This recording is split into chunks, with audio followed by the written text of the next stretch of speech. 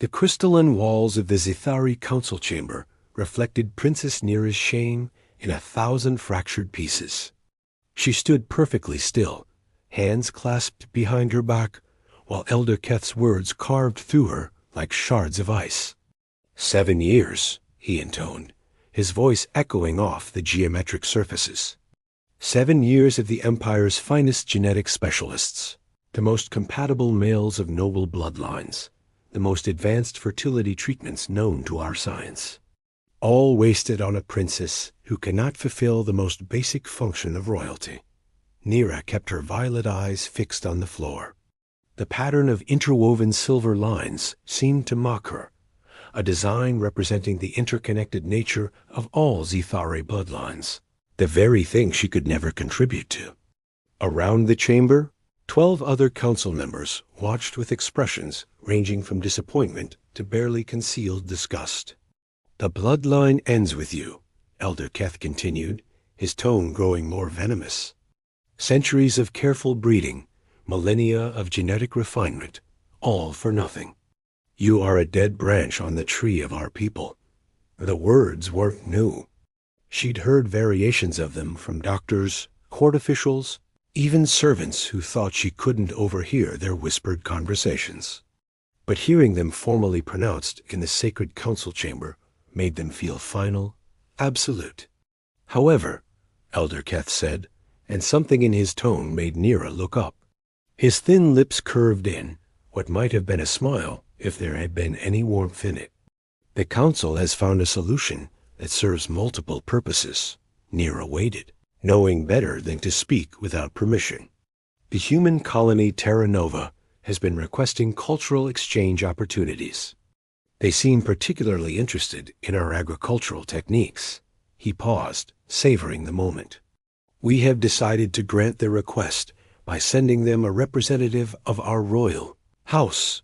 The implication hit her like a physical blow. They weren't just exiling her.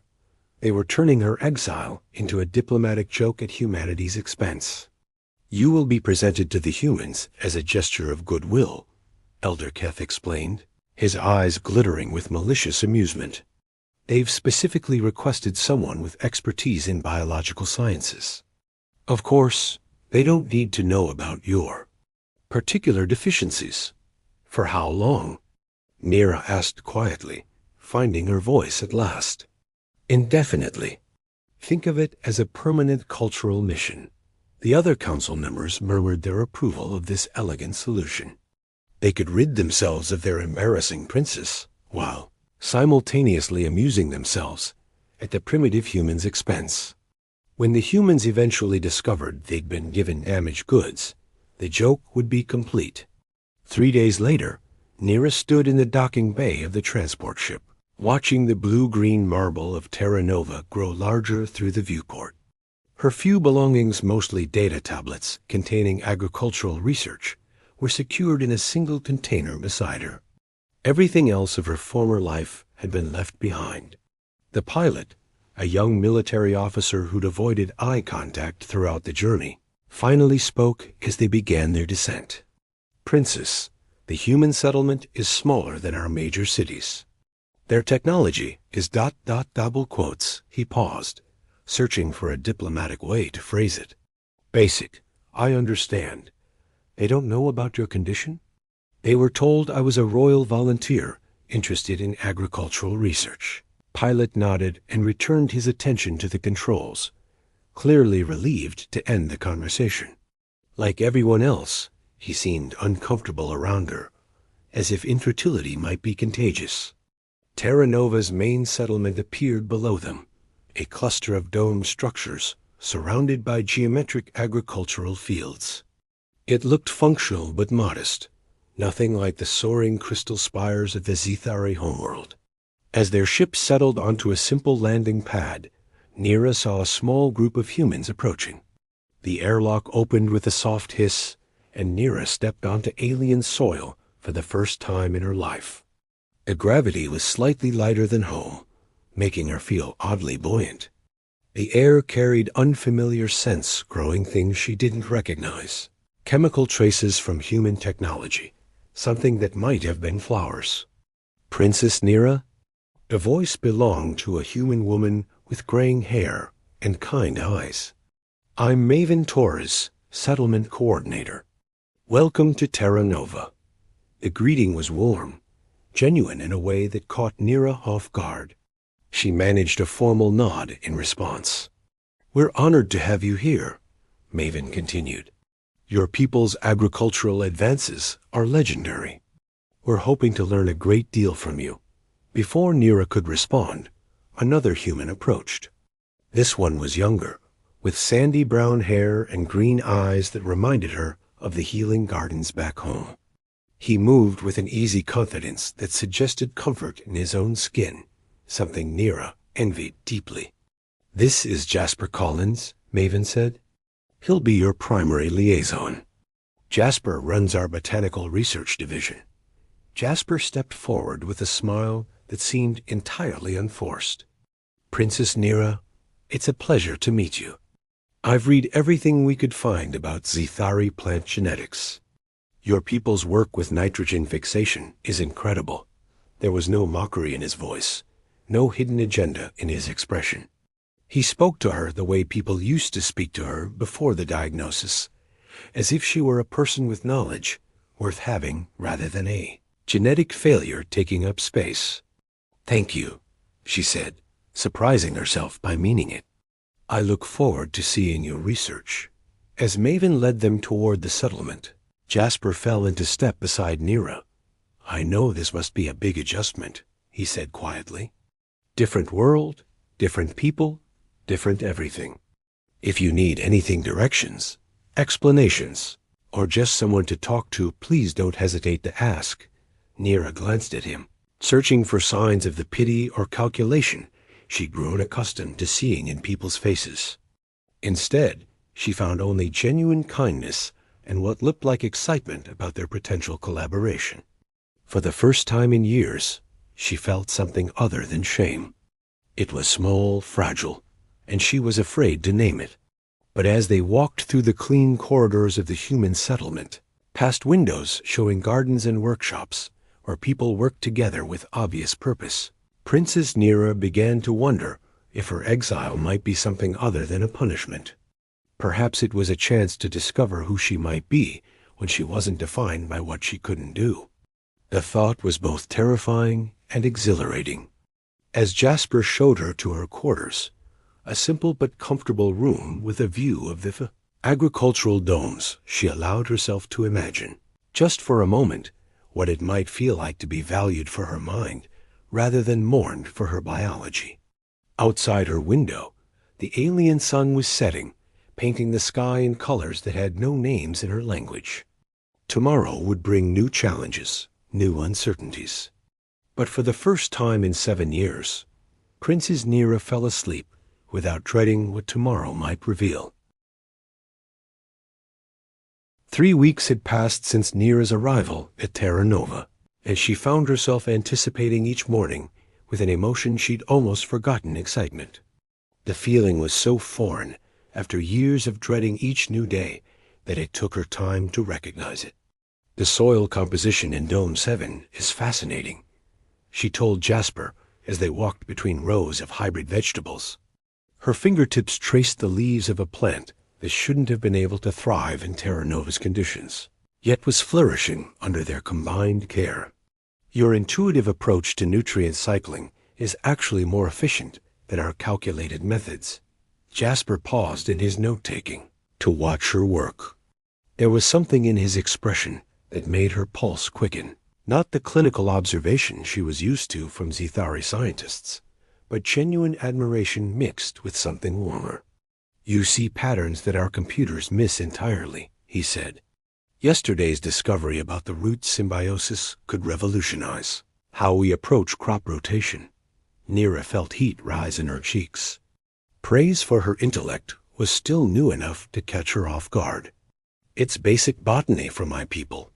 Maybe. But you're explaining it to someone whose people are still figuring out which end of a plant goes in the dirt. His grin made her laugh despite herself. Don't sell yourself short, Nira. What you're teaching us isn't basic, it's revolutionary. The way he said her name, without her title, made something flutter in her chest. On the Zithari homeworld, only her closest family members had ever addressed her so informally. Here, it felt natural, like shedding a costume she'd worn too long. They worked in comfortable silence for a while, their movements synchronized in ways that surprised them both. When Nira needed a measurement tool, Jasper had it ready before she asked. When he wanted to examine a particular specimen, she was already moving to give him better access. It was as if they shared some invisible communication channel. "Nira?" Jasper said suddenly, setting down his scanner. "Can I ask you something personal?" Her entire body tensed. Personal questions led to revelations she wasn't ready to share. "What is it?" "You've never talked about your family back home. Do you miss them?" The question was gentler than she'd expected, but no less painful. How could she explain that her family had stopped looking at her with love years ago? That every interaction had become a reminder of her failure. "My relationship with my family is complicated," she said carefully. Jasper studied her face with those perceptive green eyes. "They didn't want you to come here, did they?" "They wanted me gone," she admitted, the words slipping out before she could stop them. This assignment was their solution to a problem they couldn't fix. What kind of problem? Nira's throat tightened. She'd grown comfortable with Jasper over the past weeks, but this was territory she'd never navigated with anyone outside her species. How could she explain Zithari reproduction requirements to a human? How could she admit to the one person who saw value in her that her own people considered her worthless? "I'm not what they wanted in a daughter," she said finally. "Or a princess." Jasper moved closer, close enough that she could smell the earthy scent of the gardens on his clothes. "Their loss is our gain, then. You've accomplished more in 3 weeks than our botanical division managed in 3 years. Before she could respond, a voice called out from the dome entrance. "Jasper, there you are." A human male approached them with an easy stride and a knowing grin. Nira recognized him as Finn Murphy, Jasper's closest friend and the settlement's chief engineer. He was one of the few colonists who'd made an effort to include her in casual conversations. "Don't mind me," Finn said, his eyes dancing with mischief. "Just came to see how the famous research partnership is progressing." His gaze moved between them with obvious amusement. "Though from what I can see, you two have developed quite the working rhythm." Nira felt her face warm. Was their connection so obvious that others could see it? "We work well together," Jasper said, but his own cheeks had reddened slightly. "Right. Working." Finn's grin widened. "That's why you've been having lunch together every day, walking the perimeter every evening, and why Jasper hasn't shut up about Zithari culture since you arrived." "Finn," Jasper warned. "I'm just saying, for two people who are just working together, you spend an awful lot of time together." Finn's tone was teasing, but not unkind. "Not that anyone's complaining. Haven't seen Jasper this happy since, well, ever." After Finn left, an awkward silence settled between them. Nira found herself acutely aware of Jasper's proximity, of the way his presence seemed to calm something restless inside her. "He's not wrong," Jasper said quietly. "About me being happy, I mean. These past weeks have been special. For me as well," Nira admitted. "I haven't felt useful in a long time." "Is that all it is? Feeling useful?" The question hung in the air between them. Nira knew the answer, had known it for days, but saying it aloud felt like stepping off a cliff. "No," she whispered. "It's not just that." Jasper moved closer, and she didn't step away. "Nira, I need to tell you something. I've never experienced anything like this connection we have. It's not just professional collaboration. It's like our minds are synchronized somehow." She knew exactly what he meant. Working with Jasper felt like the mental harmony her people claimed was necessary for reproduction, but had always seemed mythical to her. With him, thoughts flowed between them effortlessly. Ideas built upon each other in ways that felt natural, organic, right.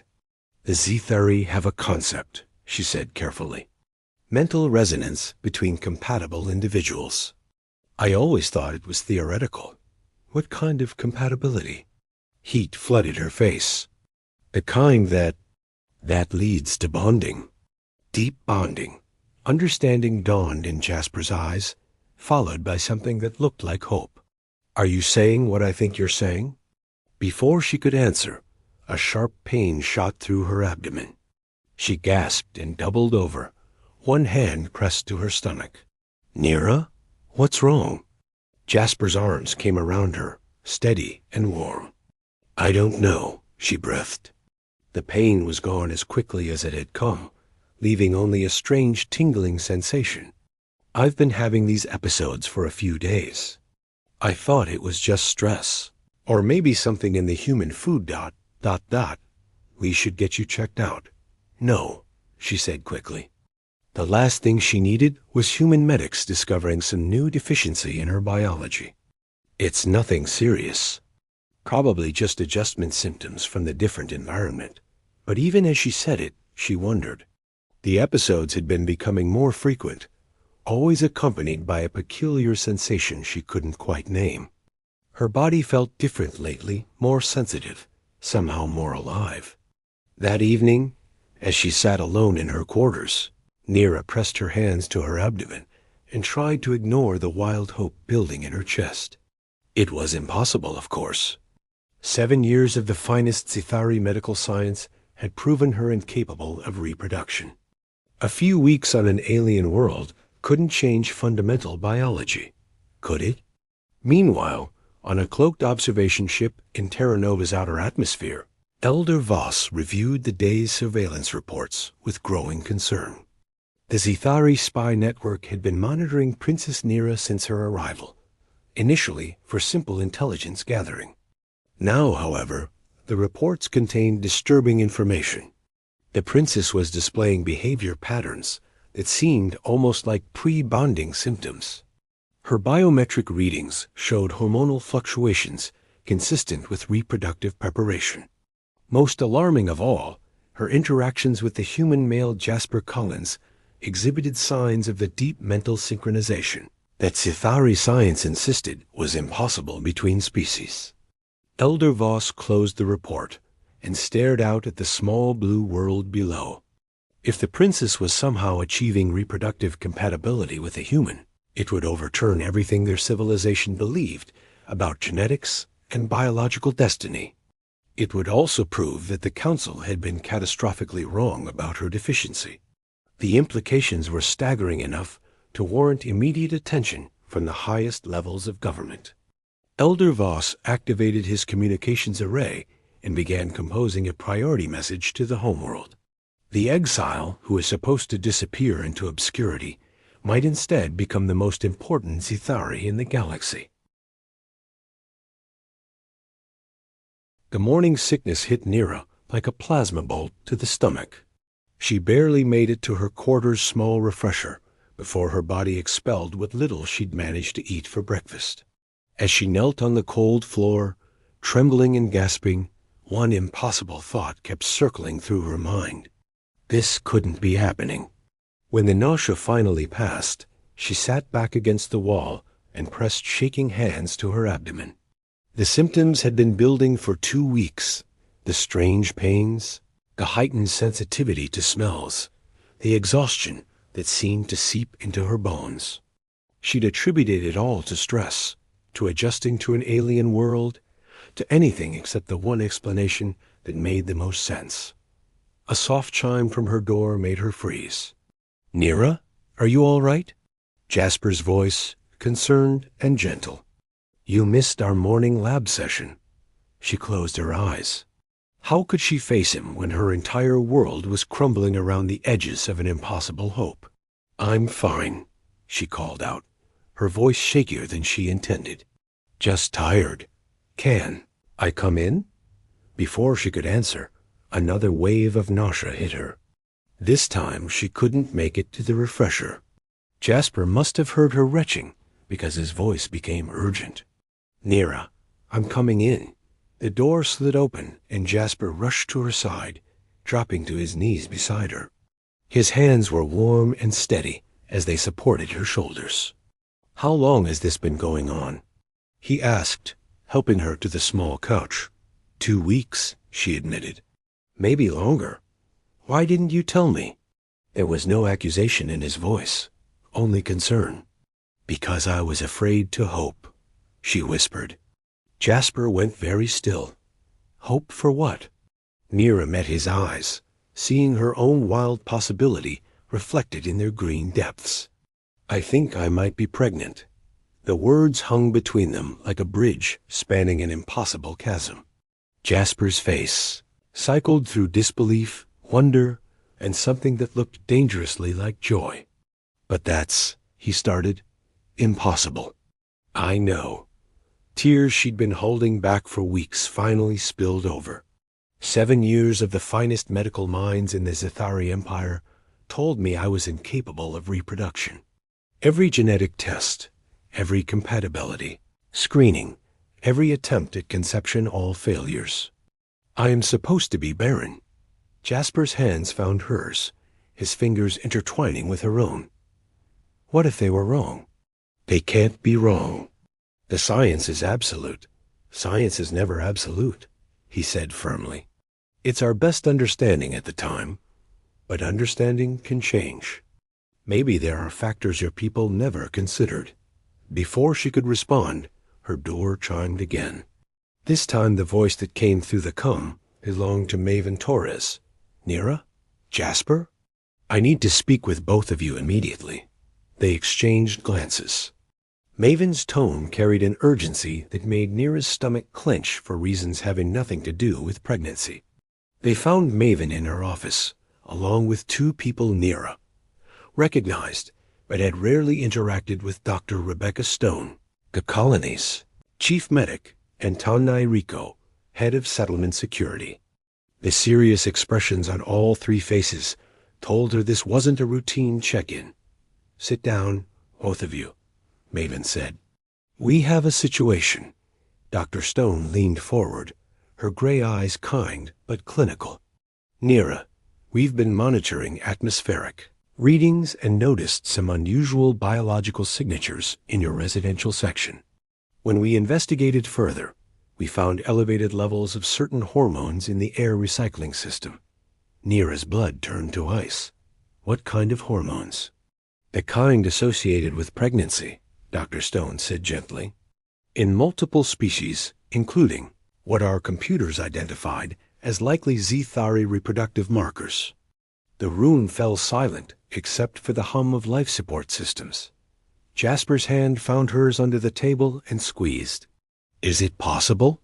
he asked Dr. Stone. "Cross-species pregnancy between humans and Zithari? According to everything we know about xenobiology, it should be impossible. But the hormone readings don't lie, and Nira's been displaying classic early pregnancy symptoms." Dr. Stone's expression grew more serious. "There's something else.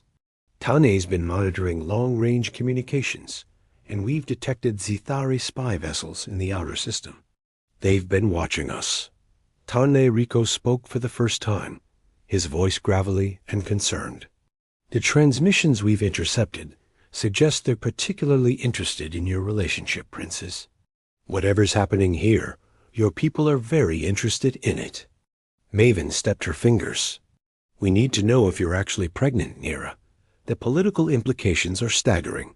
If cross-species reproduction is possible, it changes everything we understand about human-Zithari relations."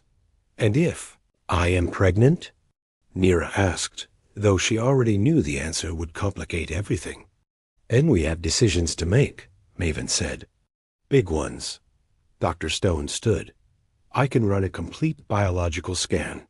It won't take long, and it will give us definitive answers."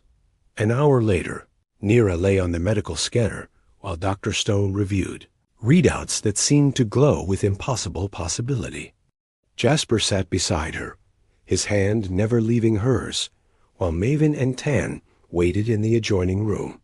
"The results are conclusive," Dr. Stone said finally, her voice filled with wonder. "You are pregnant, Nira, approximately 6 weeks along, and the fetus appears to be developing normally." Nira closed her eyes as tears of joy and terror mixed on her cheeks. 6 weeks, it meant conception had occurred shortly after she'd begun working closely with Jasper, when their mental connection had first become apparent. "How is this possible?" Jasper asked. "The genetic incompatibility alone should make it impossible." Dr. Stone pulled up a detailed scan on her display. "That's what makes this so remarkable. The fetal development shows characteristics of both species, but it's not a simple genetic hybrid. It's as if the DNA is actively communicating and adapting to create something stable and viable." "Active adaptation?" Nira sat up slowly. "That sounds like the mental resonance you told me about," Jasper finished. "What if the psychological compatibility your people require for reproduction isn't just psychological? What if it actually triggers genetic compatibility at a cellular level?" The implications crashed over Nira like a tidal wave. If Jasper was right, then everything the Zithari believed about reproduction was wrong. The careful genetic matching, the clinical approaches to conception, the rigid social structures built around genetic compatibility, all of it might be preventing the very thing they claim to promote. "Your people require deep emotional bonding for reproduction," Dr. Stone said thoughtfully. "And you found that bond with Jasper. Maybe your biology responded by making reproduction possible, even across species barriers." "This is incredible," Maven said from the doorway. She'd been listening to the entire explanation. "But it's also potentially explosive. If word of this gets out, both governments will want to study us," Nira said quietly. "The pregnancy, the baby, everything. We'll become diplomatic pawns." Tan cleared his throat. "It may be too late for secrecy. Those Zithari ships have been transmitting regularly. They'd probably already suspect something." As if summoned by his words, an alarm began blaring throughout the medical facility. Maven's communicator crackled to life. "Administrator Torres, we have incoming ships. 3 Zithari vessels dropping out of hyperspace and requesting immediate permission to dock." Maven looked at Nira with sympathy and determination. "Looks like our time for private decisions just ran out." Nira stood slowly, one hand instinctively moving to protect her still flat stomach. Inside her, a miracle was growing, a child that shouldn't exist according to all known science, conceived through a love that had transcended the boundaries of species and possibility. "Whatever happens," she said, looking at Jasper with fierce determination, "I won't let them take this away from us. This child is proof that love is stronger than politics or genetics or the fear that keeps our peoples apart." Jasper stood beside her, his arms sliding around her waist in a gesture of protection and solidarity. "Whatever comes next, we face it together." Through the medical center's viewport, 3 sleek Zithari ships descended toward Terra Nova's landing bays like silver arrows carrying the weight of 2 civilizations' futures. In a matter of hours, everything would change. But in that moment, holding the man she loved while their impossible child grew within her, Princess Nira felt something she'd never experienced before: complete and perfect hope. The exile who was supposed to disappear had instead discovered the most important truth in the galaxy, that love could literally rewrite the rules of biology itself. Now she just had to convince 2 governments that some miracles were worth protecting.